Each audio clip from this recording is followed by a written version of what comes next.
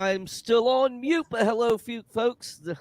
Hi, How you everyone. guys doing today? Yeah, we're here for another Bible study, another day of TheoGeeks with David Russell, me, and my co-host, the heretic himself, Dale Money Metal Glover. Guilty as charged. Yep, here I am. What's going on, man? Hey, so you got the topic today, man. So this is all you, man. I'm gonna just let you go at it, my friend. Okay, cool. Well, yeah, so today's topic is going to be on the issue of can women be ministers or teachers in the church? So this is an interesting issue. Specifically, we're going to be looking at three controversial passages in the Apostle Paul's epistles. And this is an interesting issue for me personally because at my church, that we've actually just hired on a new pastor, and it's a female pastor. So I think it was good timing to kind of address the issue of egalitarianism versus complementarianism. These are egalitarianists. This is the position that I'll be taking, and I think that no, men and women are equal, and they can equally be and have been, even in the New Testament, teachers and perform that role in the church historically. And the other side of the view is the complementarian view.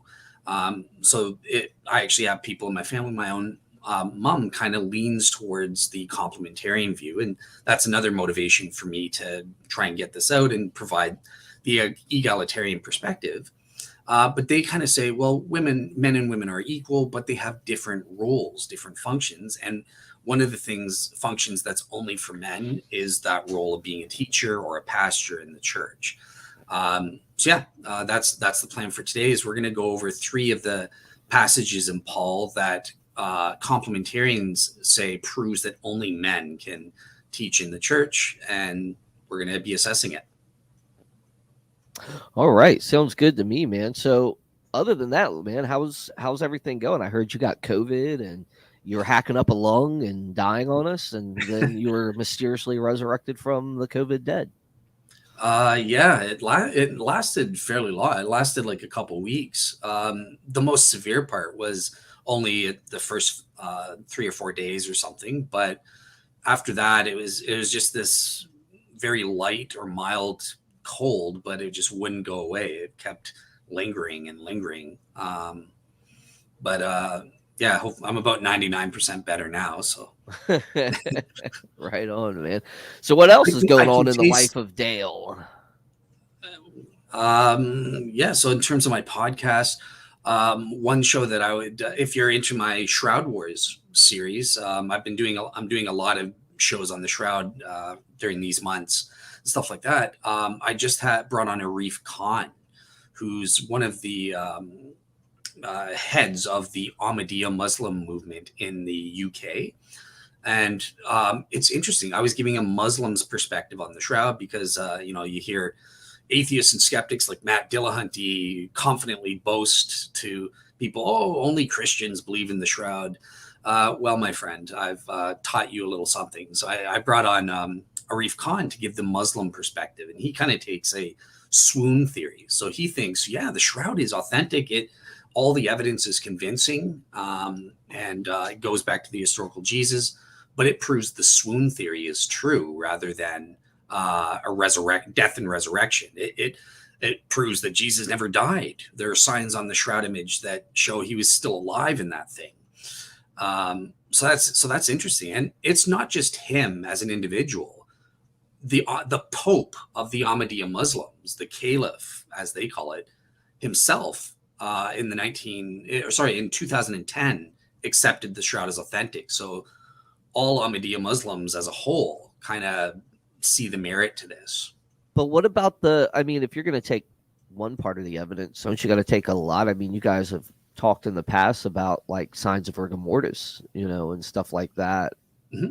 Yeah, we So addressed that in the show. I kind of that's one of the I started listening to it last week. I got probably a quarter of the way in, but I was I had other stuff I had to get done. But yeah, I'm still listening to it. It was interesting from what I was listening to. But Yeah, no, for sure. I brought that up as well, and his response is just, well, it doesn't actually show rigor mortis. There's stiffness that's definitely proven to be there, but the stiffness, he kind of says, well, from a medical perspective, the stiffness isn't consistent with rigor mortis. It's consistent with this other condition that Jesus would have got from being on the cross, or sorry, yeah, from being on the cross and being scourged. Well, at least he was admitting crucifixion. That's true. Yeah. Yep. He's unlike other Muslim. He doesn't like the substitution theory. But yeah, this is kind of off topic. Sorry, guys. No, we don't have to jump straight into the topic. We're Oh, okay. catching up. This is fun times, you know. This is Yeah. Bible study times and stuff like that. So Well, yeah, I'm for, interested in the topic. just okay. Well, just one last quick announcement Okay, then yeah. for people, anyone interested in the shroud. So hopefully, I've got an agreement. We're still working out the date, but I'm going to be bringing on an agnostic named John Loken on the show too, and he's pro shroud. He's an agnostic. He doesn't like religions at all. He doesn't believe in miracles or that sort of thing, but he believes the shroud is authentic to Jesus. So we're going to be interviewing him as well. Oh, that's cool. That's awesome. Yeah, I always like the shroud stuff. It's so fascinating. Um, but yeah, man, I mean, I've had just a busy week with school, and this week was a lot better than the previous week, 2 weeks. I got pretty burned out those last 2 weeks, just trying to finish things, and it showed. I mean, I got lower grades this time, but yeah, it was a mess. Well, I had a lot going on, and a lot of stuff was happening during the week. Everything was due. Like my computer caught a virus. I couldn't, I can't do all my stuff, and I couldn't edit stuff the way I used to. Turn in stuff. I even turned in the wrong assignment. I had to email the right assignment to the people. I mean, I was burned out, and I was just having a tough time doing everything I needed to. So, praise God that little stint is over and we can move forward. So I had a great week this week. Got some assignments completed. Feel comfortable with where I'm at. Had a lot of time to just regroup and get into prayer and all sorts of stuff. Man, it was just great stuff, man. So yeah, that's pretty much been my week. Me and the wife, we fortified our port wine last week, and we started secondary fermentation on our other wine this week. So it's been quite a busy last few weeks, but fun, this last week. So. Oh, well, yeah, I'm happy to hear about some of that, and not so happy about the bad stuff there. But Yeah. in terms of the lower grades, I'm very disappointed in you. I mean, going from 99% to 98 is just unacceptable. A little bit lower than that this time, man. But anyways, Don't worry about it. from yeah, you can't win them all, right? So Yeah. You're not the perfectionist type? I hope not, right? Like, are you kind of like, sometimes, really? yeah, Okay. sometimes I really like I like excelling, so I like to give my best, and I expect my good grades if I put all my best in. But yeah, I didn't do that this time. I know I was burned out, and it was just weighing on me, and I was just like, man. Even telling Tyler, man, I was like, dude, I need a retreat, man. I need to get away I think you deserve it. from Yeah, life. You got October off, so yeah. Yeah, or something. Take a month a off or couple something. weeks, Okay. a couple weeks off of just life. I think. Go to heaven for no. I mean, just And I'll just say good morning to Joshua and Ringo Cat. yes, Ringo, Josh, guys, thanks for joining us in this Bible study. Dale's gonna tell us why he's a heretic again, and we're excited about egalitarianism and complementarianism. I don't know, yeah. So Dale, take us away, man. I mean, well, before we get into it, just quickly, I just want to. Do you want to tell the audience? So I'm egalitarian. What are you, David? I'm a complementarian. Interesting. Okay, so this is really good then. Okay. Yeah. So what I think is, I do think there's roles that men and women play. So we see this throughout history. We see this without life. Men and women have complemented each other throughout history. Uh, Even Jordan Peterson says stuff about it. I think was that he said something that really made Yes. sense, and how well when men and women work together in their specific in whatever role they take, it's always been complementary and it's been really good. So I really think a complementary in view is the more not only biblical view, but it's more of what we see in the real world and what we've seen throughout history is that men and women have complemented each other really well. And I think that we live in a society that just pushes a certain message about men and stuff like this that I don't think is justified. So Okay, awesome. Yeah, I really look forward to hearing your thoughts then, especially if you take the opposite view. All right, cool. Well, with that said, let's get into these three Pauline passages then. Mhm. And the first one that we're going to start off with is 1 Corinthians chapter 11, verses 3 to 13. So this is the infamous head coverings chapter or verses here. So, David, just because I'm going to be talking, do you mind reading these verses for this week? I don't mind, but I have to pull it up. Okay, so Sure. unfortunately, without being on my um my logos software on here, I don't have it. I'm not signed in here. I have to actually reach and get it out of my bag over here and set it up. So you'll have to give me a second. If you Okay. want to start with the first verse and start or giving a background or whatever, I can set up as you're doing that. Okay. All right. Cool. So again, I get stuck with the reading. Sorry, guys. But all right. So 1 Corinthians chapter 11, verses 3 to 13. Now, I want you to realize that the head of every man is Christ, and the head of the woman is man, and the head of Christ is God. Every man who prays or prophesies with his head covered dishonors his head, and every woman who prays or prophesies with her head uncovered dishonors her head. It is just as though her head were shaved.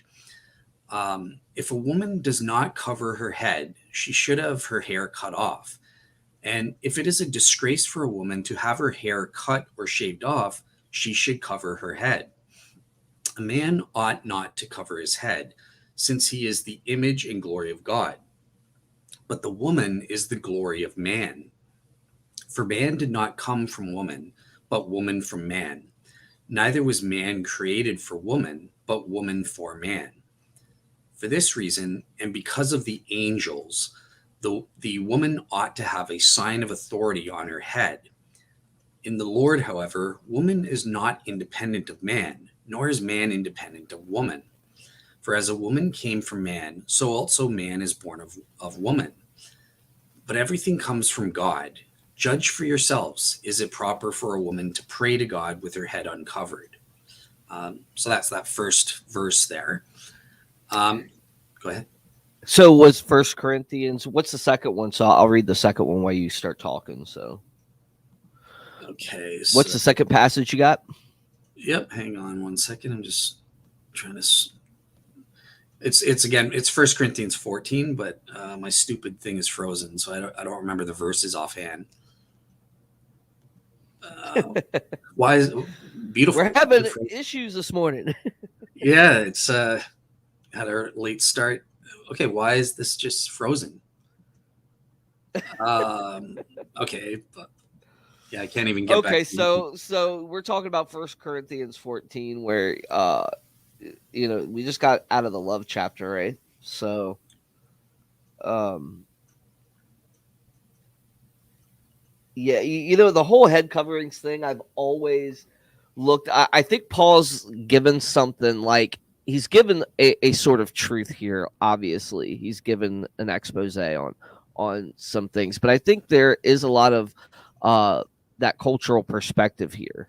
I think he is addressing certain issues within the culture and certain issues that were going on in the Corinthian church. I don't necessarily take this as a egalitarian complementarian thing, although I think there is some truth that he's talking about. Like, I think he is giving a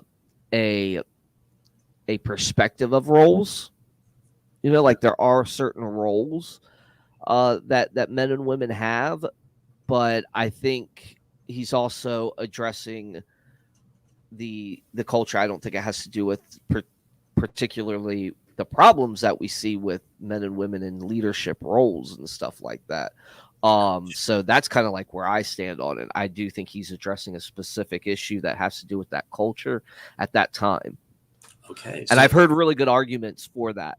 So that's that. It's not just I take that view willy nilly. It's just I've actually heard really good defenses for that. I think my complementary view stems from somewhere else in the scriptures. okay, Well, I know it awesome. does. So this wouldn't be a complementary proof text for you, kind of thing. And No. all right, awesome. So thankfully, my thing's working now. So if you want to pull up 1 Corinthians chapter 14, verses 33 to 36, and just hang on to that. So first, I'll give my take on this 1 Corinthians 11 thing. So I fully agree with what what you just said there, David. So I don't think this is a good proof text for complementarianism. In fact, just a few quick observations. It actually proves that women can prophesy or teach in the church because it says that they are, right? So they're obviously allowed to prophesy and speak in the church. They were allowed to pray audibly in the church, according to this. We also know that there were women prophetesses, which involves teaching. This is second in rank. This is even above the rank of pastors, and that according to 1 Corinthians chapter 12, verses 28 and 29. And this passage really, it's not about can women speak or not. It just presupposes they can. The real issue is this obscure cultural issue about head coverings. Do women have to wear head coverings because they're there for the man and that sort of thing? And that's sort of the real issue. They see this sort of, well, it hints that women are subordinate in some way to men. But I don't think that's what it's talking about. So in the first place, what it's talking about in terms of the head coverings, this is a controversial issue. Can men have to have short hair? Women have to have long hair? And people think that women should also be wearing a covering. But what's actually going on here, according to biblical scholars like Dr. Craig Keener, I'll include a source from him, several sources from him, and others. Look, what was going on in the Church of Corinth is certain women were, in the Roman world, they would wear wigs, like fancy hairstyle wigs. So that means they were actually clean shaven or shaved. They've shaved their heads and it was unkempt looking, and then they'd put on their wigs to look fancy and stuff like that. Well, apparently it looks like some women were taking off their wigs because, hey, we're all equal, so I'm just going to go to church with my hair shaved off and unkempt. And this was causing controversy given that culture, because in that ancient Roman times, only prostitutes would have their prostitute women would have their heads shaved like that. So I think that's what Paul is addressing, that cultural issue, and he's saying, no, look, go with your head coverings, put your fancy wig on, because that's what's culturally acceptable. We want there to be order. We don't want to. Yeah, but you also, Dale, you also have to realize there's also, I mean, he's specifically talking about prophesying, right? Mhm. So there were also things that oracles did in pagan religions that he's addressing as well. So how they did it and stuff like that. He didn't want it to look like a pagan style church either. So I mean, he is speaking a little bit to that as well, because I mean the Dionysus cult was rife, and it was pretty much on the same street as the Corinthian church. So Okay. So are you saying like in the pagan things, women would go on with like shaved heads and they wouldn't be dressed up and stuff? yeah, there would be like, I can't remember right off the top of my head, but they would look kind of like tattered to make themselves look more like an oracle, like more holy, more I guess in tune with their God or whatever, like they wanted the appearance of, I guess, somebody that's devout and just, not, like little humble, is what I would describe it like, Mhm. so there were different things he was addressing, and it was not just, but there was a plethora of stuff, that you have to take into that culture at that time. So And this is just the Dionysus cult, because I've read the opposite in pagan rituals, but it wasn't specific. So, like, if you're saying yeah, specific, there's certain, but there's a lot to it. I can't remember off the top. Like I said, I can't remember off the top of my head. But I know there was things that had to do with how the pagans practiced it versus how Christians should be practicing it. Right. So he was addressing that as well. I mean, specifically mentions prophesying. So you have to consider, okay, what are the pagans doing at this time? How are their prophetess looking? Men weren't the oracles, girls were, and there are certain things that they did and how they dressed, that also you have to take into consideration when you read these passages. so that's interesting. Yeah, I'll consider that. Just offhand, I don't think that's what's going on in this verse. I don't think Paul has in mind these pagan cults, but I've never heard that that's an issue in this verse. So I'll look into it for sure. But definitely, I agree with you 100% that for Paul, in a lot of these verses, it's order. He wants very strict order. He wants people to be able to understand the sermons, to be listening to them. Not, that's going to be in one of our other chapters. He doesn't want there to be chaos, people speaking out loud and stuff, and stuff that went on in pagan rituals. And Paul even compares the church to be run like a military discipline and organization and stuff like that in other places. So Yeah, I he definitely uses those type of things. You got to also remember, I mean, they're dealing with a lot in that cultural context. So it wouldn't behoove me to see a multi-layered argument, like trying to dress a whole bunch of things in one because paper is expensive and it's it's hard to write letters and spell out each individual thing and put bullet points and stuff like that. I mean, he's got to address a plethora of things in one or two sentences, even, or one paragraph, like, so I mean, you have to take all that in consideration, because I mean, these guys didn't have the resources just readily available to put together pen and paper. I mean, it costs money, and especially that back then was a treasure trove. It was to have a handwritten letter, was awesome. So I mean, you do have to take all those aspects into consideration, and I don't, like I said, this is not, and you're right. I mean, order is a big thing in there, and that's also, I mean, that comes from their culture. Their culture of being loud, and how women acted in pagan temples, as well as trying to bring that over. And Paul's like, no, no, we want people to be able to listen to the gospel, to be able to hear it. Women, settle down, and there are aspects where he's talking to those women, and they're also dealing with super apostles. They're dealing with these super apostles on their side of the fence that are, promoting some sort of weird gospel. So they're not only dealing with outside influences, they're dealing with inside influences as well, trying to corrupt what is, what has been being taught and what is of first importance, as Paul lists in the next chapter. Gotcha. Yeah. All right. Cool. Yeah. So, what that's kind of thing with the head coverings. It's not talking about like coverings proper, right? Like even the pagans, believe it or not, didn't really think that you had to wear a veil. It was kind of optional in the Greco-Roman at that time in the culture. But so I think it's talking more about these wigs, but like it's also talking about the hairstyles have to be appropriate for a woman in that culture or for a man. So this is I just want to share the screen for a second just to show examples of what I'm talking about.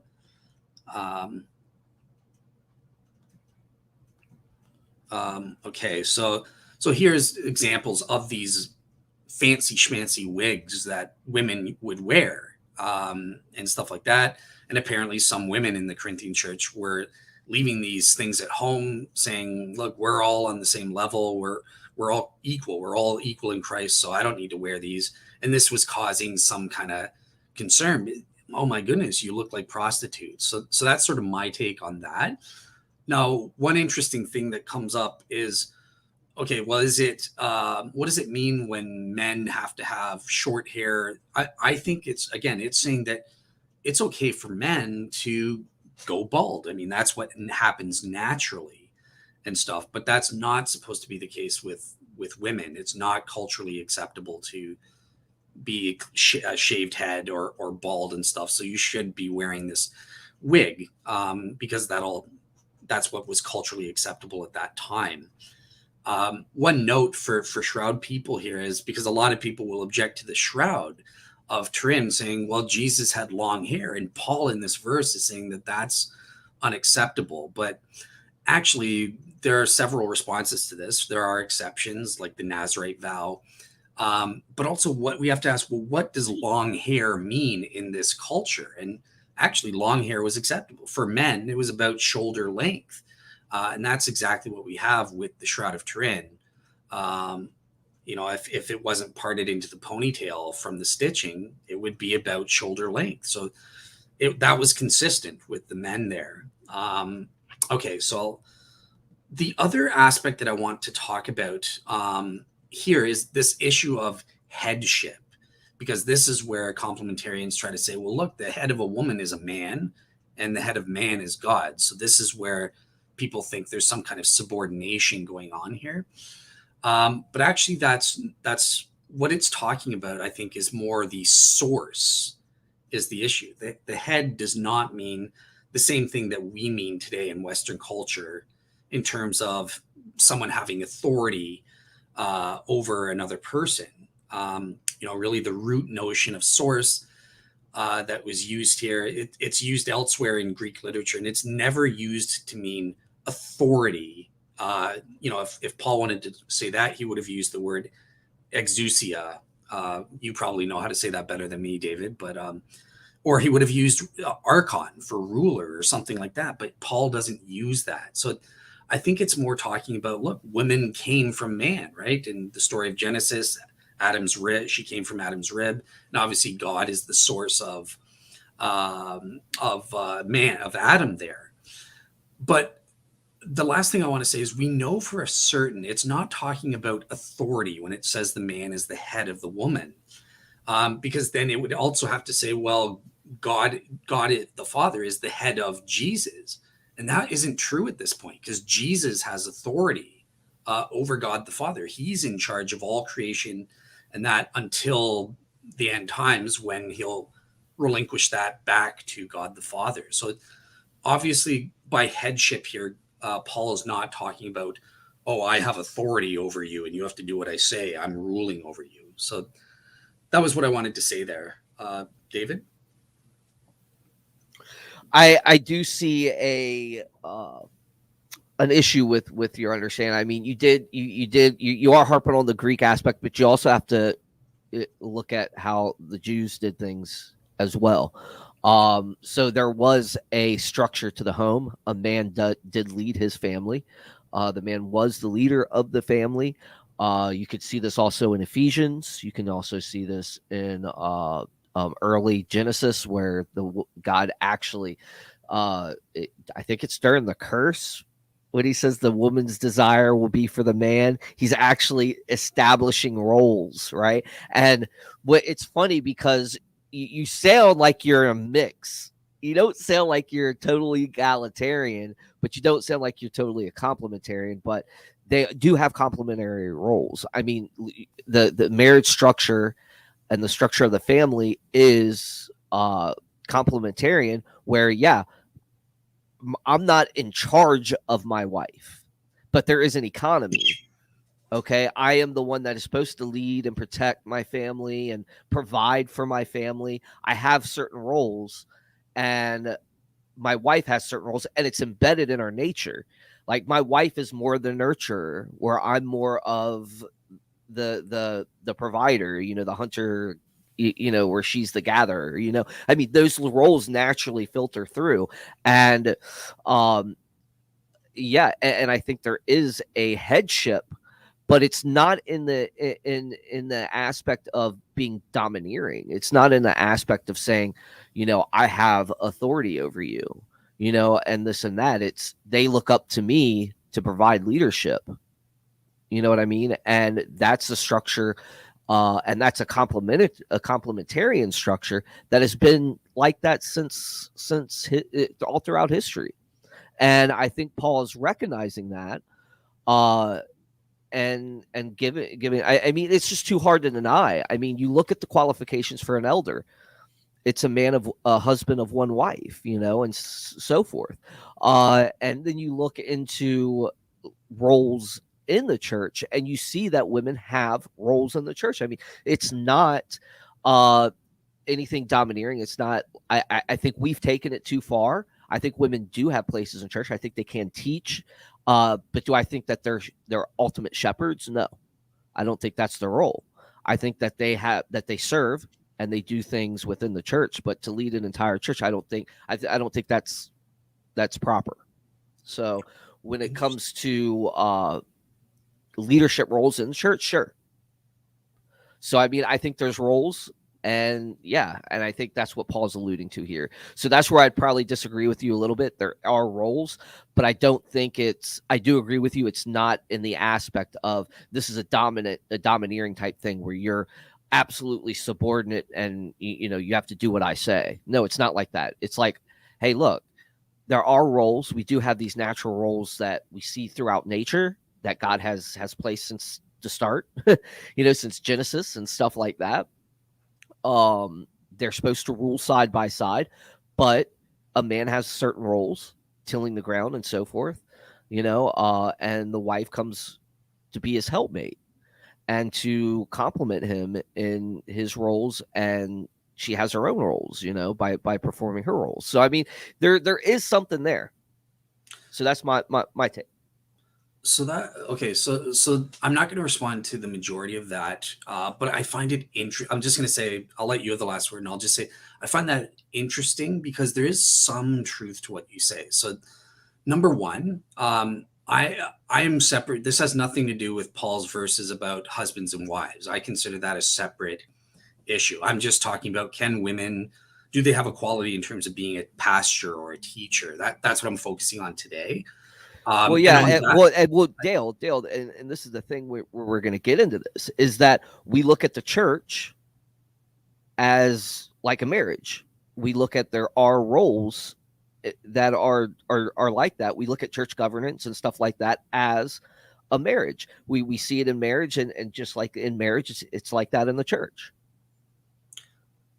yes, but I think that there are in terms of the household codes and the Romans and stuff like that, and when it comes to the relationship between the husband and wife, I want to save that for a future show because my view, I'm still egalitarian, but you'll be right that there is going to be some muddiness and stuff like that to work out qualifications based on Paul compromising for the culture at that time, and I'm going to say that the culture doesn't apply today.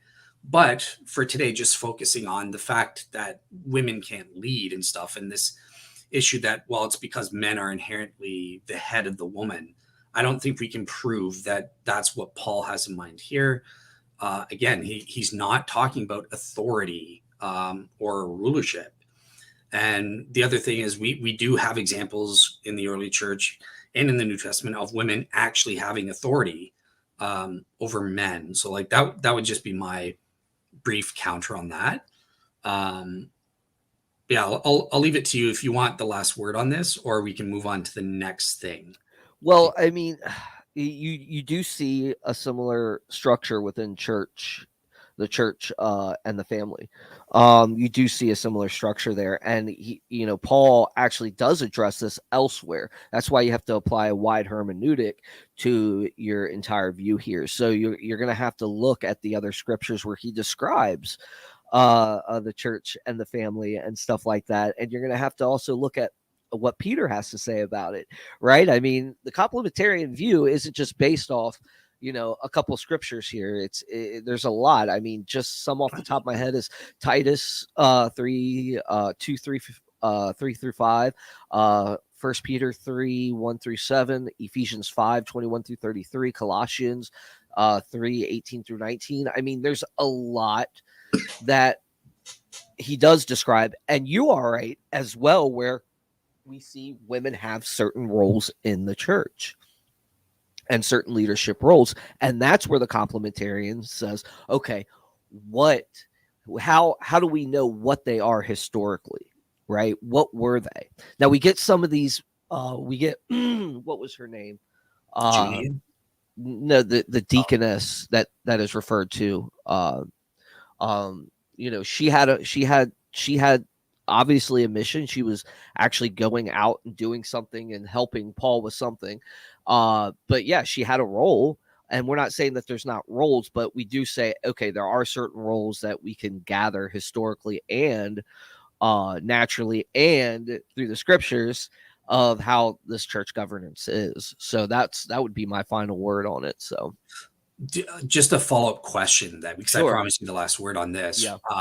And I fully take your point. Obviously, I had to be selective. I chose the 3 verses because we have a time limit that I think most complementarians in their arguments use. But you're right, there are other verses to address. But one follow-up question for you about that is, do you accept that there was female apostles like Junia, or do you deny that? I do accept that there was female apostles. Absolutely. I don't think scripture's as vague as some people would say, but what was her role? What was her exact role?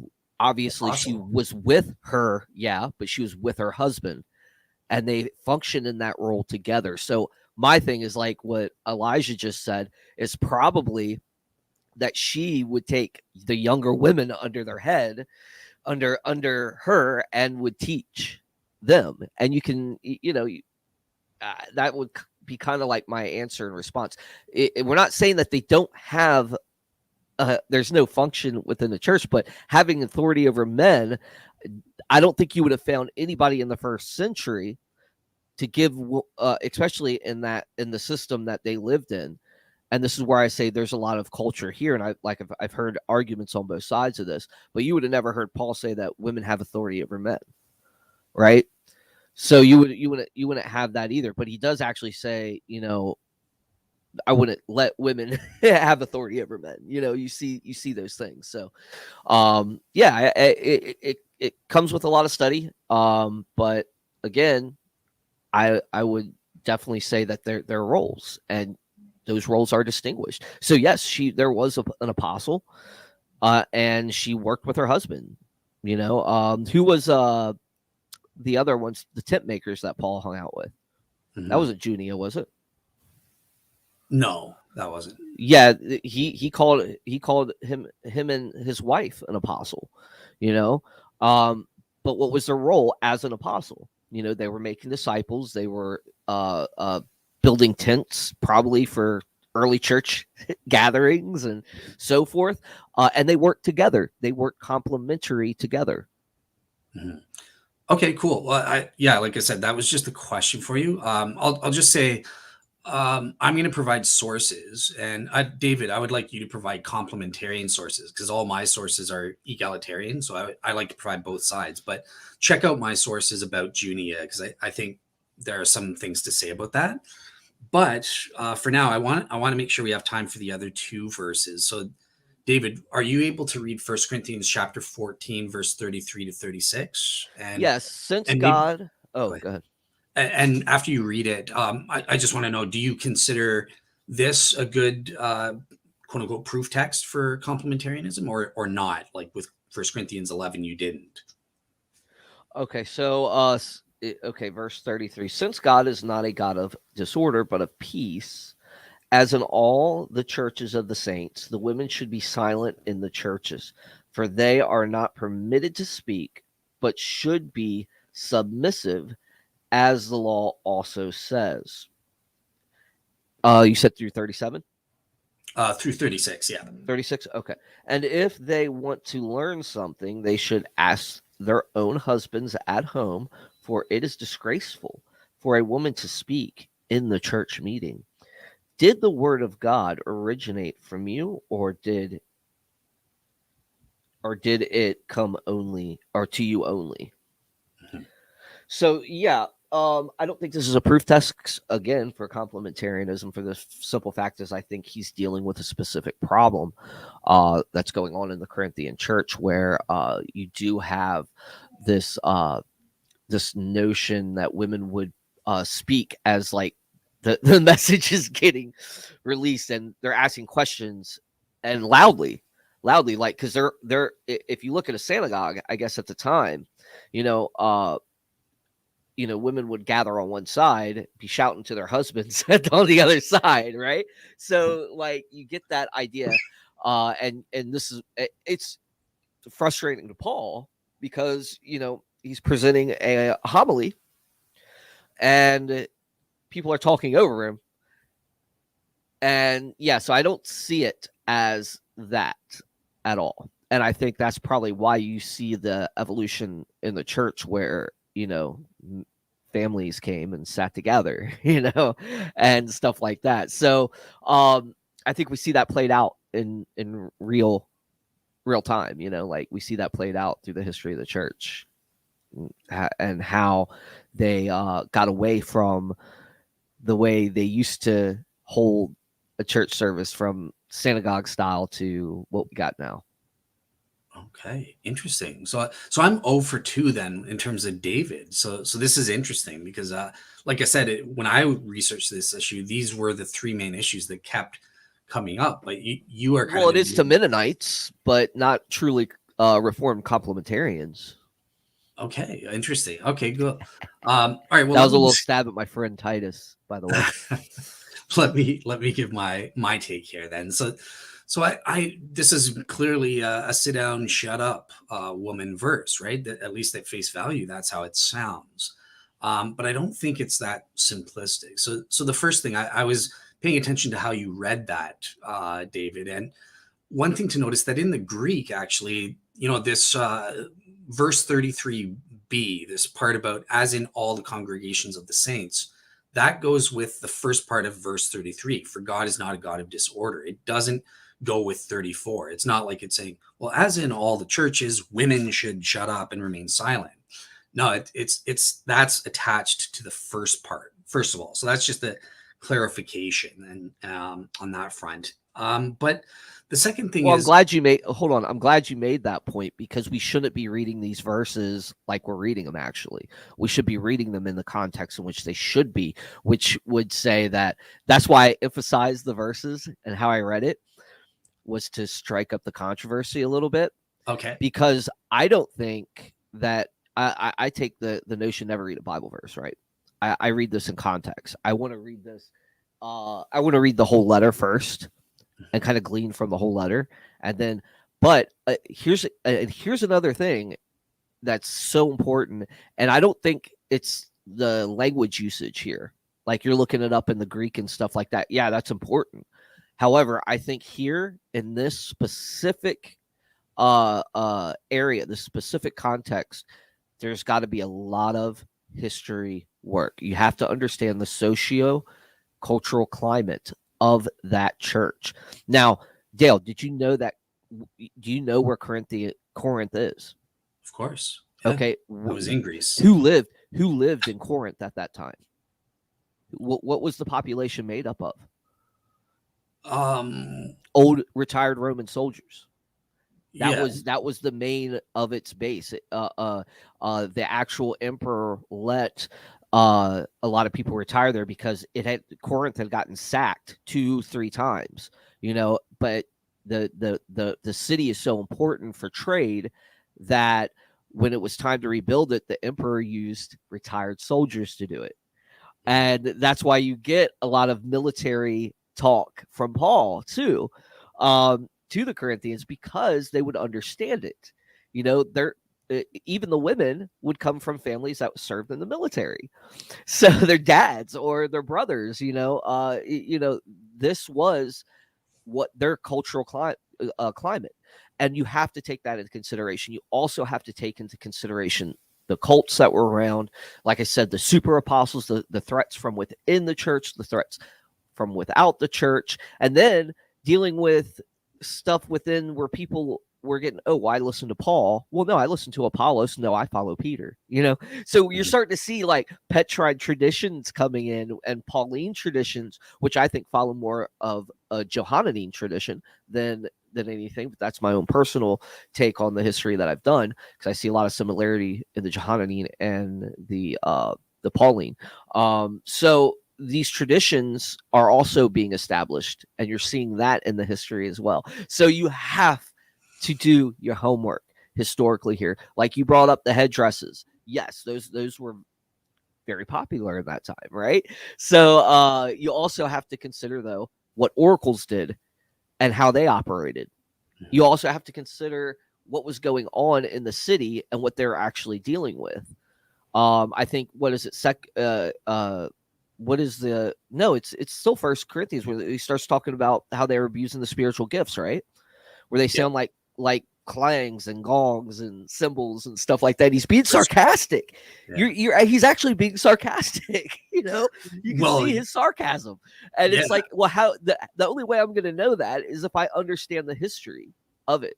So I don't think it's more the structure of the Greek here, of the Greek language here, versus the historical socio context that is the most important in understanding the letter to the Corinthians. Gotcha. So that's interesting. So I did know about Corinth having the retired soldiers, but I never made that connection about, and that maybe that's why Paul takes on the church has to be military discipline. So that's a cool connection that I never considered. So that's great. Um, cool. Yeah. So I'm not sure how that context affects what I'm saying, though. Really. No. Well, I'm not saying it does. I'm not. Okay. You got to remember, this is like what I'm doing is I'm just providing more so we can understand the verse together, Oh, right? okay. So I'm not arguing. This is not a debate. So it's more of a study. So what I would suggest is also really digging into that historical aspect and how, like I said, how I read the verse was I was reading a Bible verse, right? Mhm. So I was Well, emphasizing yeah, those and I areas. wasn't trying to So yeah, criticize you for it. I was just saying like that. There's an I interesting know. difference there. But I all got you. right, Go cool. ahead, man.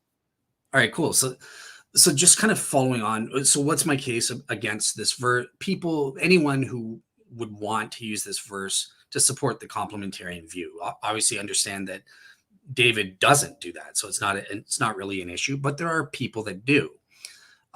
So just against them, in the first place, this is totally unqualified. If it is a sit down, shut up verse, it's totally unnuanced. It proves too much. It's a universal silence of women. But once again, even the most hardcore complementarian in the world admits, no, but universal silence is not for women. At the very least, women can teach children or women can teach other women, as we saw in one of the comments there and stuff like that. So this verse proves too much if you want to interpret it in that way. There are obvious inherent qualifications that everyone admits. They just disagree on, well, what's the extent of those qualifications, perhaps. So yeah, there isn't this isn't a universal declaration that Sound like a women. complementarian. Well, I am, but I go even further than the complementarian in saying that, and it's to the point where they're equal. A woman can speak equally as a man. That she can speak as a pastor too. So that would be sort of the difference. But yeah, the point is, I'm saying complementarians recognize this point that you can't just read this verse simplistically and go, women have to shut up. They can't speak at all in the church. They can't pray. They can't sing. They can't do nothing. Obviously, we know for a fact from the Bible that's not the case. Um, and the other thing is, yeah, so I agree with, again, Paul's referencing this military discipline, right? So what's going on here is some women were being disruptive in the church and interrupting the service. And Paul wants it, no, I want you listening to the sermon. Don't disrupt the sermons like you do in pagan things where you make chirp and make noises. I think this is kind of a proof text against very bombastic, charismatic things where they're clucking like chickens and dancing around, making noises. No, shut up and listen. And this goes for men and women. Shut up and listen to the sermon. You need to be edified by the word of God. There needs to be, there is time obviously for singing and all of that, but not during the sermon. So it's this disruptive issue or noise that apparently some women in Corinth were making. And the last issue, so David, you mentioned that Paul is sarcastic. Guess what? He's sarcastic here. We get this weird reference to the law, but the law doesn't mention anything about women having to be universally silent and stuff like that. So apparently in the Greek, before the last verse, there's this word "what." If you look at the King James version, they translate it, so it's taking on this harsh rebuke where Paul is kind of quoting the position of his opponents and saying, "What, did the word of God originate from you? You think that women can do this? No, they've got to be willing to learn just like any other man and not disrupt the sermons, stuff like that." So he's kind of quoting people that are saying this, that, oh, let the woman just ask her husband at the church. And then what follows, he says, what? And that's kind of in modern day thing. He's saying, that's not the case. You guys are wrong. So Paul's being a bit sarcastic here. And that translation is in the King James version. They get that. So that was what I wanted to say about this verse. Are you familiar with that last bit there in the Greek? You probably know better than I do. Yeah, I am, and it just goes back to what I was, just to reiterate. We have to understand the culture. I mean, it's just we have to understand what women's roles were within the culture of that time and what he's addressing. So I again, kudos. You did that due diligence there, and yeah, I think that again, this isn't a proof text for complementarians at all. Yeah. Gotcha. So so you would agree that Paul's kind of rebuking this position. He's not endorsing it. He's actually rebuking it, kind of thing. So I think what he's rebuking is what was going on in that church. He is upset about how they are doing things a little bit. And I don't think he's like upset. I think he uses sarcasm in a kind of a playful way.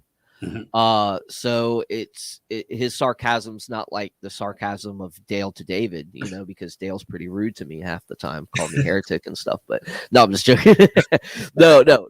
Seriously, like no, there's sarcasm there, and yeah, I do agree with you on that. But to say that he's throwing out the baby with the bathwater there, no. I mean, he does allude to some truths there in throughout the entire context, but a lot of that also comes, and this is what's funny is and you didn't mention this, and I'm surprised because most complementarian and egalitarian debates and discussions usually focus heavily on the culture and say, well, that was for that time. That was the culture of that time. So of course Paul's not going to be an egalitarian. He's going to be a patriarch. He's going to be patriarchal in how he does it, and the man's ahead of everything, and that's just not what the complementarian position really is. And that's not how we look at things. It's not patriarchal. We believe that men should be there to lay down their life for their wives and their families, and we have to love them like Christ loved the church. But we do have roles, and those are clearly, I think, defined within the Ephesians chapter 5, very well defined in Ephesians chapter 5. And if a woman is not to have authority over her husband within a family context, he's definitely not supposed to do it over in a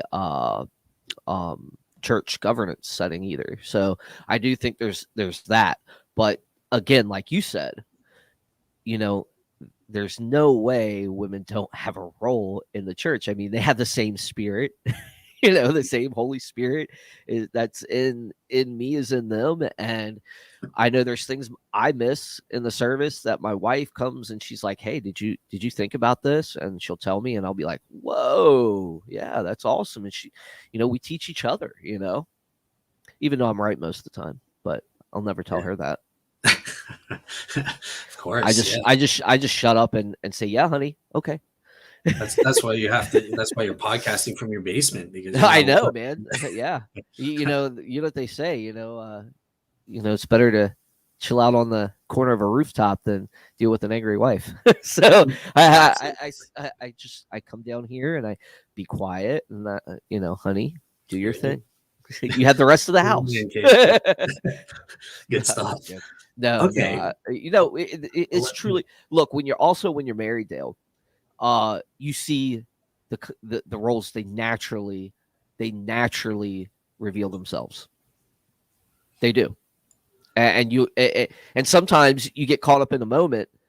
But when you step outside of the box of life and you look back at certain things in life, you say, "Oh, look, that complementarian role is playing itself out naturally." And I think that's again how God designed us.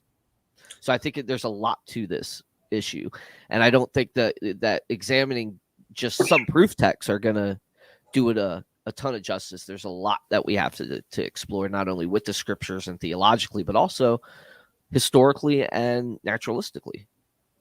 Yeah, I fully agree, kind of thing. Like I said, it's a TheoGeeks podcast, so I do have to kind of the structure of what you wanted to do was take a couple Bible verses and then we explain it, kind of thing. So that's why I did that. But you were fully right.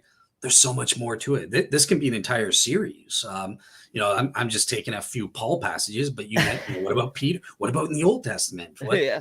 What did Jesus say about women? So yeah, this can be a whole series, And and you should be. gotta think Jesus was the first to really include women on an equal status within ministry. He had them doing things. He had them working. He had them in charge of certain areas. Mhm. But you don't see the cornerstones of the church. None of them are the women. The 12 apostles, they're men, and there's a reason for that. But to say that like Mary and Martha and all those, and we see Phoebe coming later on. We to say they did not work and that they didn't have equal status. I mean, it was the women that reported the tomb empty. They Okay. were dressing the body. Yeah, and Paul is also the same radical message in terms of men and women equality, right? And you know that everyone knows the famous verse: "There's neither male nor female, slave nor master, whatever it is. All are equal in Christ." So, believe it or not, there are actually radical feminazis. They were claiming Paul was a modern feminist. Obviously, that's complete bunk and nonsense, but they recognize that there is this element of Paul's ministry where he is radical for his time. He's not just following his culture. So you asked me, I didn't address your main point about the culture. I don't think that the cultural issue, I mentioned some of it, but I don't think that that's necessarily what's going on here. I do think that Paul is teaching a universal principle not to disrupt church services. So this lesson here applies to us today. It's not culturally bound. But I do agree with you that there are, like, for example, with those head coverings, that is a cultural thing that's gone. It doesn't apply to us Mm-hmm. today in Absolutely, terms yeah, of and if a mhm. woman's clean shaven, we don't associate you're a prostitute. So like there isn't Right, the right, same issue. right. So yeah, that's where I would say on the culture thing. All right, cool. Women, I don't know how successful a woman with a shaved head would be as a prostitute these days, but That's true. Yeah. but that's neither here nor there. It's outlawed in most states in the United States, but Yeah. yeah. So when in Vegas, I guess. No, I don't know. Well, I've never seen apparently, one. yeah. I've never even been approached by one. It's crazy. I know a lot of my friends who used to hang out in like DC. They got accosted by prostitutes and stuff legally. And stuff like I've never dealt with stuff like that, dude. I've never had that really come at me. So, but yeah, like I think when you to get travel, back into the culture, just to bring this back to our topic, is I don't, again, I do see a cultural issue. Okay, now, like I said, most of the time when I hear these debates, they do bring that up, and I'm surprised you didn't. But I think there's a reason. Like, you understand that, hey, look, there's a lot more going on here. This is about the church. This is not about just a cultural issue. Okay, and yeah. To understand it, you have to understand the culture. To understand this issue, you have to understand the culture. However, yeah, it's not limited. There are universal truths that are being uh, uh, produced, and I think you see them play out historically, um, through how they're set up and how these things are in the churches that we're in today. gotcha. All So right, cool. yeah, we do see them play out. We see them play out historically. So yeah, man, I agree. And kudos to you for not going that route, because I think that's a mistake that most egalitarians make, So is wait, that are you saying divorce that. I'm not a heretic this No, time? you still are, because you keep Oh, saying you're egalitarian. So oh goodness. Okay, okay. Jeez, no. these reformed complementarians, guys. Yeah, Honestly, I am. There's a lot of me that is reformed. So, but I have that reformer. We all are in some way, shape, or form, if we're not Catholic, or if yeah, so we are Protestants, so we got sure. reformer in us at some point. So yeah, so that's kind of like where I stand on that. So Cool. All right, awesome. Well, with that said, let's get into our last verse, Pauline verse here, and that's First Timothy chapter 2, verses 11 to 14. David, do you want to read that? And after you do, again, just give me kind of your take on that. Do you think that this is a good proof text for complementarianism, or again, if I screwed up and you said no, this is what Titus would say, not what you would say? you said First Timothy Yep, First chapter Timothy. 2. Yep, verses 11 to Yeah, 14. 2:11.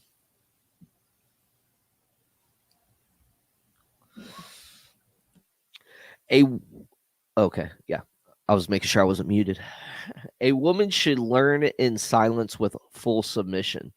I do not allow I do not allow a woman to teach or to have authority over a man. Instead, she is to be silent. For Adam was created first, then Eve, and Adam was not deceived, but the woman was deceived and transgressed. But she will be saved through childbearing if she continues in faith, love, and holiness with good judgment. Okay, yeah. So this one that's taken out of context all the time. However, there is a truth here, and I think Paul is looking at that familial aspect as also in the church, where a woman isn't to have authority over her husband. you know um and I also, I would say that yes, there is headship. I mean, you can't deny scripturally that there is a headship uh to all of this, like the father being the head, right, of and we see an economy within the Trinity. We also see an economy within the family. We also see a economy within all sorts of structures. People have certain roles. So again, yes, there are cultural issues that are being dealt with. No, there's not another way that somebody can be saved without Jesus, right? So childbearing doesn't save people, you know. you know so that's not what it's going. That's also taken way out of context. So Jesus Christ is the only way to salvation. This is not another gospel that Paul's preaching. So you have to understand again the historical and social context of this verse, of this passage, but you also can glean some universal truths from a complementarian perspective here. And specifically, this verse, yes, is a proof text for complementarians. So, and for me, it's because uh um it's because of those universal truths you see throughout. Okay. All right, cool. So finally I did get a hit. You would say that this does provide some evidence for complementarianism in your view then. Yes, it does. It does. It Awesome. does lend credence to the complementarian perspective. So 1 out of 3, guys. That's not too bad. So, all right. Well, let me explain my view then on this verse and why I don't think it proves complementarianism at all. Okay, so let's start with verse 11. A woman should learn in quietness and full submission. Again, sit down, shut up, kind of thing, right? Well, no, actually, this is where the context, the cultural context, does matter from the Jewish perspective, because this applies to men equally, right? This doesn't carry with it negative connotations. In the first century, silence is a positive thing. This takes on a rabbinical teaching context. Male and female students, male in the Jewish context, male students were to be silent and in full submission to their elders and rabbinical teachers who were teaching them. And what Paul's doing here is radically saying, and women with Christians, women get to learn within a rabbinical thing. It's kind of presupposing that women are being trained to be teachers themselves within that context. So verse 11 doesn't actually support the complementarian view at all. In context, the cultural context, it actually supports women being trained to be teachers, kind of thing, right? So then we come to verse 12. Okay, so let me scroll. So this is a problematic part. I can see why someone might take a complementarian view, but here's why I would say you can't prove either way, and based on this one verse, and it's because number one, the word that's used here is only for authority, is only used once here in the entire New Testament. It's not used. I think it's authenteo. Again, David, you know the Greek, so you would know better. And that's different, right? If Paul wanted to speak about what David Russell's talking about with husbands having authority over their wives and stuff, he would have used the word for authority, exousia. He doesn't. Or he would have used the word for exercising authority, exous azos. Or maybe he would have used kyrio for power. I probably butchered those Greek words, but no. I Where I would say you're going wrong with this, though, is the nature of the entirety of the chapter. It's all about authority, so he doesn't necessarily have to choose one word or another on this basis. I think you also have to let the context speak for the translation you get for authority. okay. I wouldn't say that he's not saying. I don't think he's probably saying giving a direct word, but you see this rule elsewhere where, and Paul does this. He'll use different sort of rhetoric to emphasize the context in which he's saying. So when he's saying, "I don't have a woman in authority of a man," I think there's something you can glean from that in the environment. So, and you have to understand the historical social context. Like I told you before, Jesus chose the 12. Okay, they had a specific authoritative role, okay, into establishing certain things, and the women complemented them in their roles and their responsibilities. So I church leadership is tied to family structure as well. So I mean, you can't divorce that. You have to apply that. You have to apply a wide hermeneutic here that you see throughout all of the scriptures, such as how Jesus interacted with how he did things. Then you see how the disciples did things in Acts, and then you see how what Paul's talking about and his idea of church government. And I don't think you can divorce the fact of headship there. I mean, it's even in it's all throughout the language of the New Testament.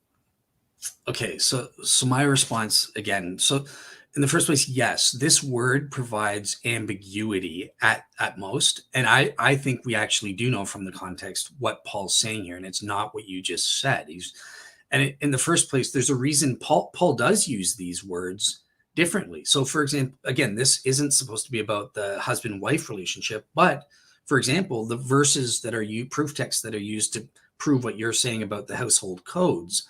It's funny because Paul uses a different word for the relationship between husbands and wives that doesn't mean rulership. He uses a stricter these words for strict authority. You obey me. When he's talking about master-slave relationships and parent-children relationships, he doesn't use that word for husbands and wives. He uses a different word. So again, I'm not debating the husband-wives things, but what you just said is also hotly contested and controversial. It's not as straightforward as, oh, well, yeah, wives got to obey their husbands and stuff like that. It actually, in this verse, this authenteo, what we know it means, it's not saying men have the authority over their wives and stuff, but what it's talking about is something you mentioned early on in the show.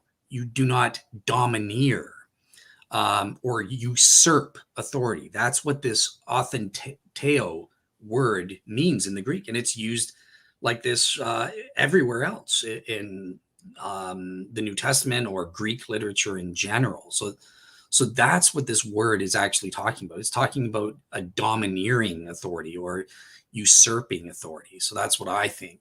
And sometimes it's even associated with murder. Again, I don't think the murder translation is what this Paul is saying here, but so yeah, if Paul was referring to this normal exercise of straightforward authority, he would have been consistent with how he uses that elsewhere. He would have used this exousia, meaning authority or to exercise authority. At the very least, that's vastly more probable. I don't think I think he would do it in different ways. I mean, Paul is he's a rhetoric guy, so he takes pride into expressing things differently in different ways, and getting a better result. I mean, that's what they taught back then to people that studied rhetoric. And Paul did study rhetoric. We know he did in Tarsus. Tarsus had a huge school. So, and they taught rhetoric in that school. So, yeah, for sure. But okay, so I don't think so the language does come into play. I'm not saying it doesn't. Okay, but it's a softer language. And I think that's what you're saying. I think that's what you're trying to say. It's a softer language. Okay, and I think that's applied throughout. That's why he uses words like submission and so forth. Right. So we had just a quick. So how do you deal with Genesis 3:16? Sorry, we had a question from Elijah. How do you deal with Genesis 3:16? Okay, so again, that's based on husbands and wives relationships kind of thing, right? But I think that the egalitarian to address the Genesis 3:16 is God is just predicting the consequences of the fall, in that men will, the desire of the woman will be for the man, and they will, as a matter of fact, domineer and usurp authority and govern over the women in history, which is what ended up happening. I don't think it's a direct punishment from God that because you did this, now the woman, you have to be under the authority of the man. That's how the complementarians read this. So I think that there's an egalitarian. No, we don't read it like that. Now you got to remember, a complementarian is going to look at we're going to look at it in a way that it complements, okay, how it complements in roles. And we do bring in the family structure within the church leadership as well. So, we think it's all tied together, and that the women complement the men and the men complement the women. Yeah. In their distinctive roles. Yeah. But this, from a complementarian perspective, this Genesis 3:16 would be saying that the role of the man is to rule over the wife, not in a domineering way, but I'm just saying they have the authority. They will be they're the leader. They are the leaders. Gotcha. And you see this played out throughout history, throughout every culture. Yeah. So the egalitarian response would just be saying, like, this is just a factive prediction that God is predicting. Look, these are going to be the consequences of your action. It's not a direct punishment where God is saying. So you're going to have that in governance in the church as well. I'm sorry, what? You're going to have that in the governance of the church as well. And the complementarian takes that to the governance of the church as well. So, I mean, that's kind of like where they come from. So, are you saying under roles. an egalitarian perspective? Like, I don't know. No. Okay. go ahead. Maybe what we're talking about totally different things. Maybe I guess, but Okay. Okay. All right. Cool. So yeah, hopefully that answers the person's question there. And yeah, like I said, if you guys want, I'll do an entire series. Like I just prepared for these 3 Pauline verses, but if you yeah, I want, mean we could definitely do a series with it. I mean, I'm down, so okay. we All could do right. some more Cool. stuff with it. All right. Cool. Yeah. So that'll I'll start right from the beginning. I'll start with the Old Testament data, and we'll work Yeah, our way up through Jesus and uh, and then hopefully you'll realize that you're wrong and you'll concede and become a complementarian. And when you get married, Dale, you're gonna find that you know this complementarian stuff is true. Well, yeah, I mean, the natural order, there are inherent differences between men and women. That doesn't necessarily support the complementarian thesis. Yes, it Just does. because well, that's something to argue for, then, right? Like that's the matter of debate. Um, uh, you know, all right, yeah, but that no, it's good. okay. Yeah, So let good. me quickly just say some stuff um, about this First Timothy thing. Yeah, what else did I want to say? Okay, so I'll just skip ahead here because again we're over time. So one thing again is about this cultural context as to what's going on, right? So we get hints, right? This is Paul's in context in First Timothy. He's talking about these heretic women that are bringing this false teaching based on myths. We get hints about myths. There's also something related in this verse. It's related to Adam and Eve. They seem to have a backwards teaching that Adam came from Eve. And they're also against childbearing. And this is what Paul seems to be fundamentally rejecting.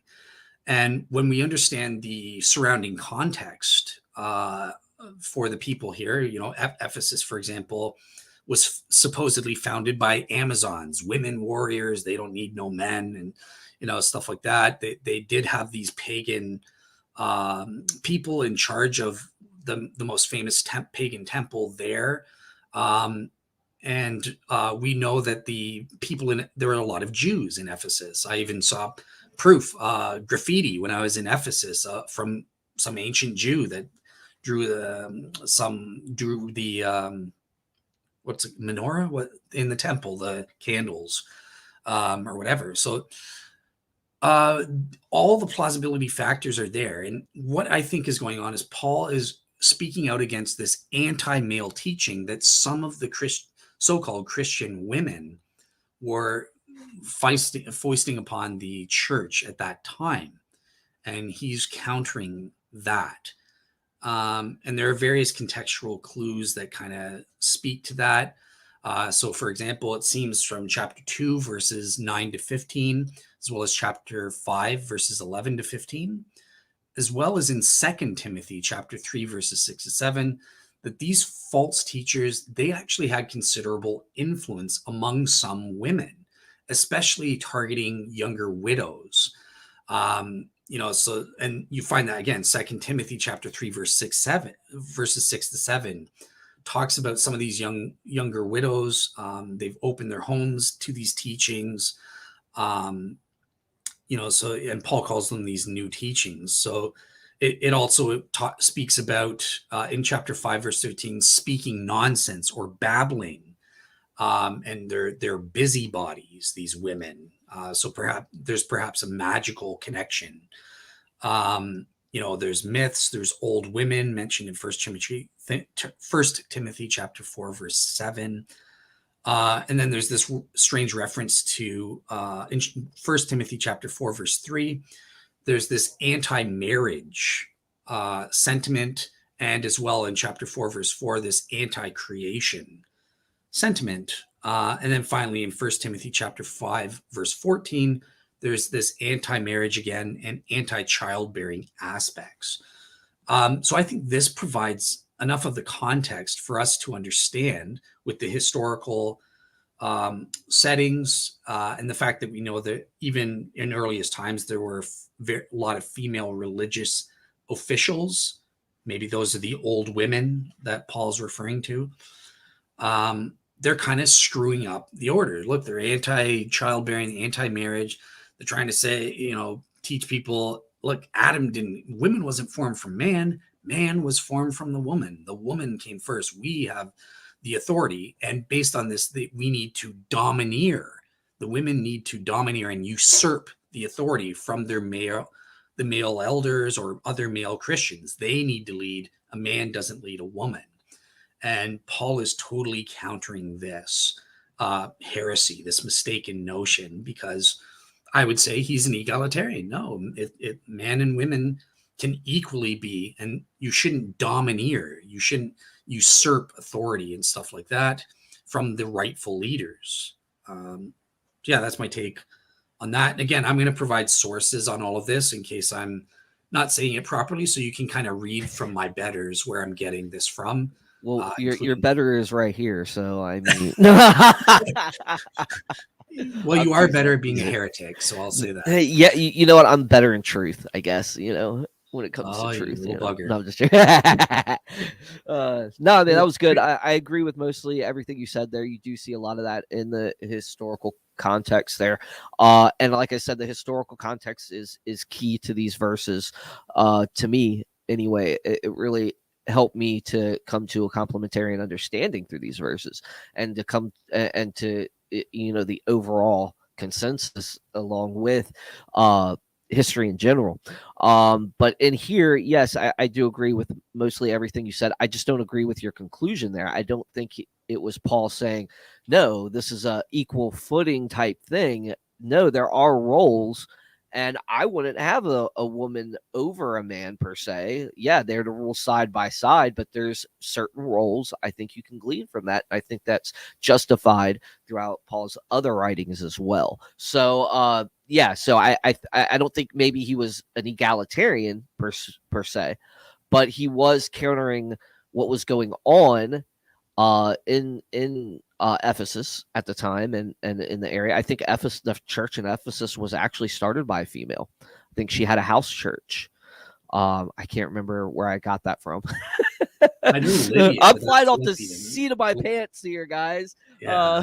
But historically too, because I did unfortunately with losing my notes and my computer and stuff, I don't have a lot of my stuff.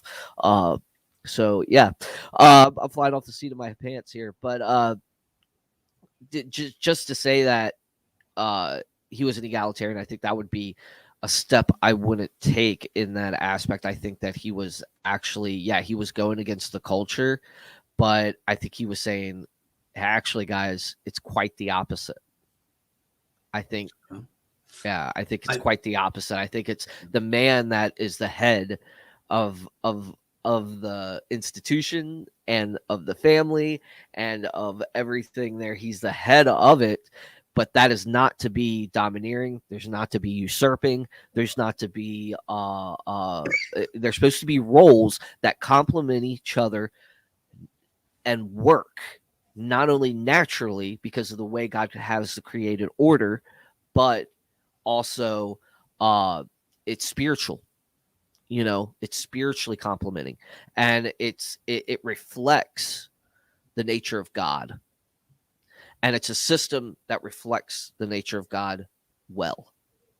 It's an economy that reflects who God is and His plan for humans and marriage and stuff like that. Cool. Yeah. My main issue is just that, again, it comes down to that word. Like, I think Paul would have used the proper word for straightforward authority rather than domineering or usurping authority. But yeah, I respect that that's your view. Like I said, I don't think complementarians are ridiculous or anything. I mean, there is, you can be rationally justified. There are these verses that seem to hint at it. So I don't want to pretend like, oh, I'm 100% confident and stuff like that. But my position, I think it's more probable than not that egalitarianism is true. One thing I see. Well, you're still a young Christian, like you said. So, I mean, you got time. Okay. It's got to be truth. I mean, this is really important. Obviously, it has practical effects, right? I now have a woman pastor, and I want to know, is God okay with that or not? Kind of thing. So it does have real world implications, and we got to take it seriously and not be entrenched. One thing I see, Elijah Irvin has given us a question on the first thing, 1 Corinthians 11, chapter verse 3. It says, Christ is the head of man, God is the head of Christ. What is it? Husband is the head of the wife. You never see Christ trying to tell God the Father what to do. And I would just say that's precisely wrong. Sorry, just wanted to be funny there, but I think that's wrong, because guess what? Jesus is in charge. He's in the role of authority right now, right? From the time of his ascension until Judgment Day, Jesus is in charge. God the Father has delegated that role to Jesus. So yeah, actually Jesus is the boss right now. Jesus Christ is Except giving. he only does what he sees his father do. So there's an economy, bro. There is a economy Yeah, within the Trinity. Okay, yeah. and they're complementary. So Well, so no, what because if he does say is true. Jesus does not tell the Father what to do. Jesus does what he only sees the Father doing. Okay, well there is a complementary but system that's there.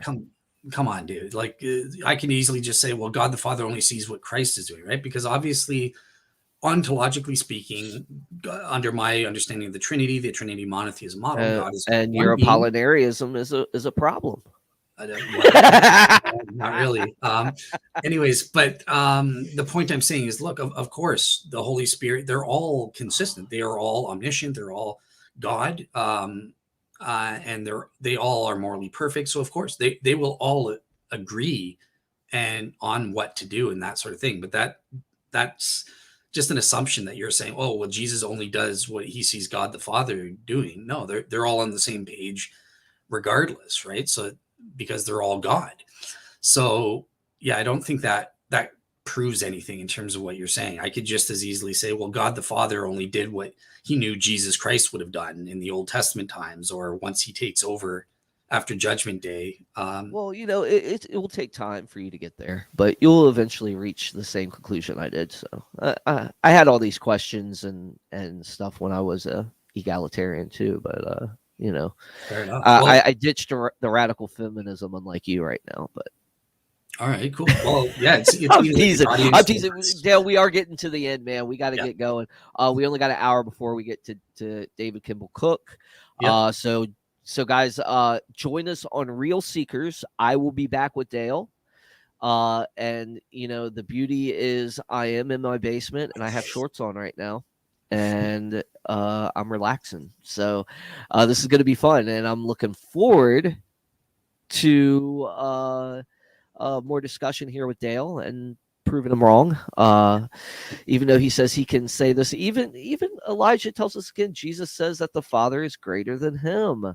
And we could go into all those things. So there is a lot here. It's so funny. We scratched the surface of this. I think, Dale. We started a snowball effect that Yeah. that I think that we could probably make a good series out of this. So we should keep going. It should be fun. But Cool. guys, this is the end. Dale, anything else you want to say there before we close out? Well, just to wrap up, yeah. So I just want to thank you, David, and everyone in the audience. You guys are giving great comments that I'm seriously going to consider. I'm going to try to copy and paste them and consider on my end. And I'm thrilled that you guys think that this is important enough to even do a series. I wasn't even considering doing that, but I think it's really important. Let's go step by step through the data, starting in Genesis, up to Jesus, up to Paul, and stuff like that. So yeah, I think this Yeah, it'll is also give me some good time to actually prepare for it and stuff like that, to actually be able to give a more cohesive argument than just flying from the seat of my pants, unfortunately, like I had to do today. I thought you did well for the record. I thought you did well representing your thing, and I learned a couple things. But yeah, one thing just for the audience, and this will be the last thing I'll say, but I want you guys to check out my sources, because again, maybe I'm not good in speaking or representing my case.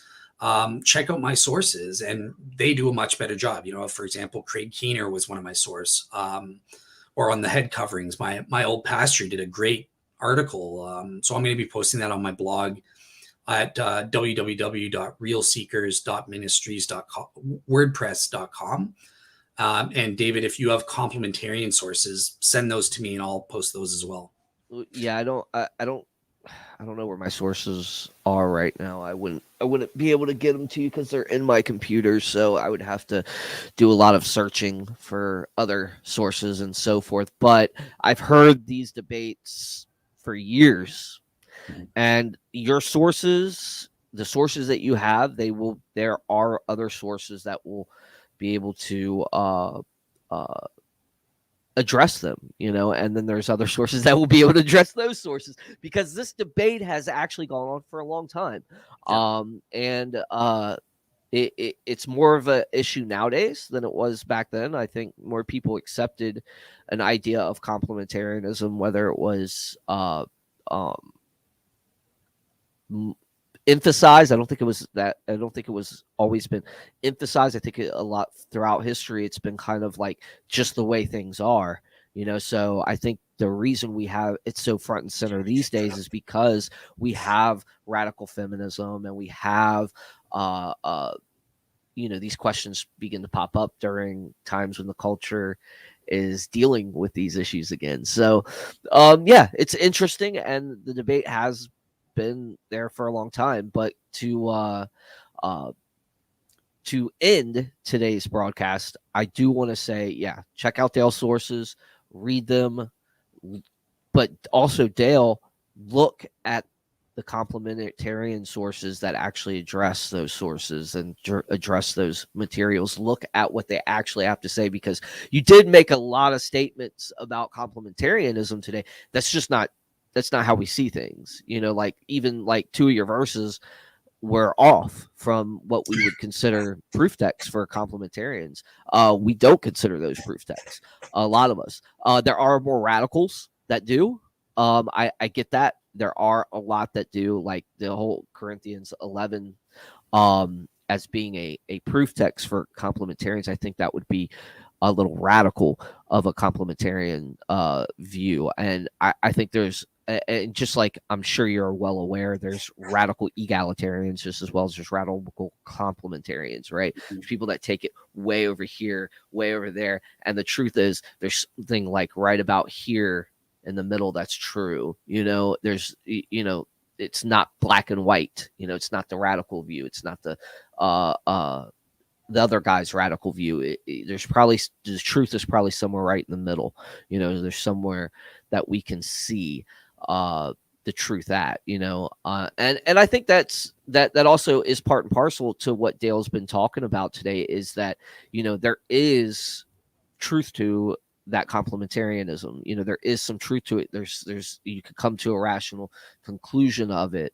And also on egalitarian, things aren't as strict as what we have always thought. I mean, there were female deacons, there were female apostles, there were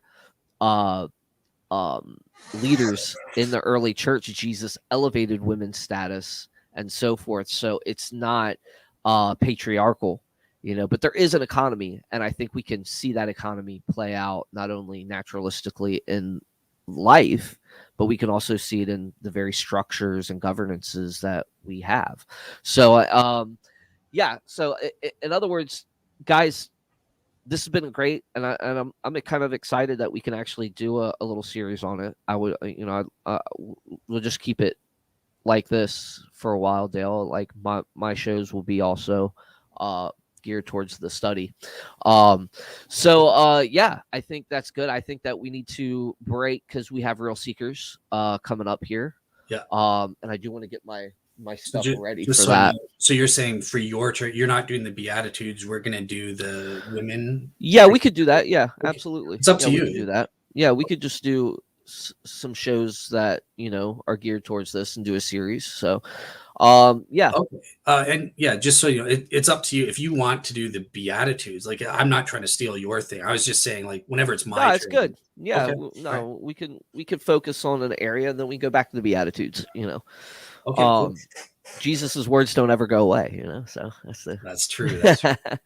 But yeah, guys, check us out on Real Seekers. We got David Kimball Cook coming up, and he's going to start talking to us about election and atonement and all these cool things that me and Dill are going to have fun addressing. So we are going to be together again, the dynamic duo here.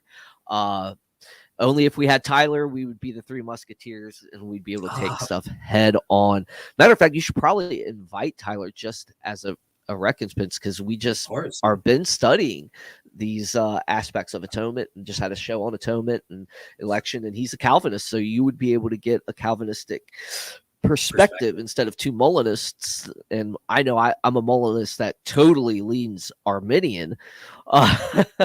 So I am more Arminian. I wouldn't call myself a radical or a classical Arminian. I would probably call myself more of a in the middle of the road type provisionist. So I would probably stick to the more the traditionalism that Leighton Flowers produces. So or talks about, or how's it produces, man? That stuff's been around so long time. Yeah, no, Tyler's welcome on the show anytime. So yeah, of course. So just reach out to him, dude. Reach out to him and send him a text or something. Cool. We've got 50 minutes, so hopefully you can see it in time. I know, right? Yeah. So I'll also shoot him a text, see if he wants to come on your show and talk about it a little bit. So sounds good. Yeah. But yeah, I think we can harmonize. I think that's where David's going wrong. There is he doesn't understand that these verses that these things in the Bible, they harmonize. They don't necessarily have to conflict. So anyways, that's going to be kind of my focus and where I'm coming from. But yeah, check us out on Real Seekers Ministries at 1:00 today, and we will be having more fun. Yeah, cool. I don't know how to do live shows, but it'll be up. We're recording it at 1:00. Oh, it's not live? Do you want to do it here? You want me to just do that and you send him the link to this and do it live? It's up to you. Yeah, I can just set it up through here and send it to you. So I have no problem with that. But again, it's just a matter of will David Campbell see that email in time? Because again, we only have 45 minutes. But yeah, just send if him. He sees it, then yeah.